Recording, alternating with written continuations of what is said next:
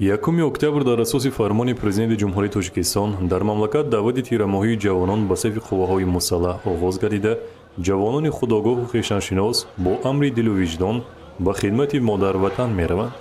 در روز نخستین دعوت تیرماهی جوانان به صف ارتش ملی اجرایش نقشه دعوت اولین شده در جماعت‌های دهات واروخ و چارکای شهری اسفره 100% تامین گردید. این دستاورد اساسی بلند وطندوستی و افتخار ملی، خودآگاهی و خویشتن‌شناسی و نشانه تطبیق سیاست عاقلانه و دوراندیشانه اساسگذار صلح و وحدت ملی پیشوای ملت محترم امامعلی رحمان در جماعت‌های دهات واروخ و چارکو دلالت می‌کند. ما جوانان باید به این غمخوری‌های دولت و حکومت جانیسار باشیم و با امر دل و وجدان پاک به خدمت وطن مادر رهسپار شویم. وقتی ما سرحدبان شده وطن عزیز خویش را پاسبانی میکنیم، خرد و بزرگ آرام و آسوده مهنت میکنند، زندگی خود را پیش میبرند و برای پیشرفت وطن حصه گذاری میکنند. دهات واروخ یک پاره خاک تاجیکستان عزیز است. فرزندان دلاور واروخ همیشه برای محافظت مرز و بوم وطن آماده‌اند. برای من بسیار باعث افتخار و خرسندی است که امسال نبیری منم ظریف و اسکندربک به خدمت وطن مادر روانه هستند. البته حفظ حمایت وطن برای هر یک انسان هم قرض است و هم فرض است. در جماعت دهات واروخ شهر اسفره با مناسبت گسیل نوسکران چاره‌بینی ادامه دایر گردید.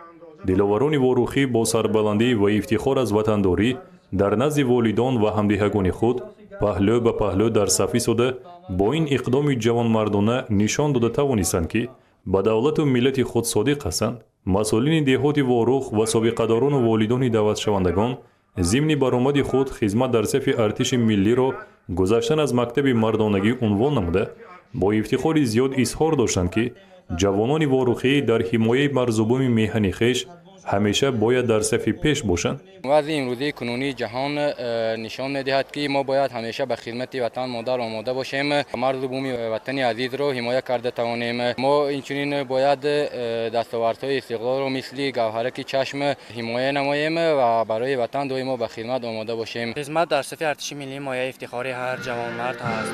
خدمت به وطن هم قرض است و هم فرض. شخصی که وطنش را دوست می‌دارد، مادرش را دوست می‌دارد، باید به خدمت حربی رود. سالهای اخیر در دهات چارکو به مسئله تربیت جوانان در روحیه وطندوستی و افتخار ملی توجه خاص روانه شده است. در هر عائله جوانان سن دعوتی با خواهش خود به خدمت حربی روانه می‌گردند. این نشانه واضح وطندوستی و افتخار ملی جانبداری از سیاست پیشگرفته سرور دولت محترم امامعلی رحمان است. در روز نخستین دعوت تیرماهی جوانان به صف ارتش ملی نقشه دعوت در دهات چارکو 100% تامین گردید. اولین حرفای وطنداری از علاوه مادر آغاز می شود. قول می دهم که خدمت حربی را با سر بلند به جا آورده رحمت بیاری پدر و مادر باشند. شکرانه می کنم که 3 نفر شاگرد خود را به حفظ مادر وطن گسیل می کنم. پدر مادر و آموزگار خوشبخت آن است که فرزندان صادق وطن را در روحیه وطنداری و وطن پرستی تربیت نموده به پایان رساند. اوضاع زود تغییر یابنده جهان ما را وادار میکند که از هر وقت بیش وطنمان را دوست داریم و برای حمایت مرز و بوم آن همیشه آماده باشیم. در دهات واروخ و چارکو به این مسئله هرچه بیشتر توجه روانه نموده جوانان را در روحیه بلند وطنداری تربیت میکنند. همین بود که دوام 7 سال اخیر دهات واروخ و چارکو در مملکت نخستین شده در روز اولی دعوت از اجرای نقشه مژده میدهند.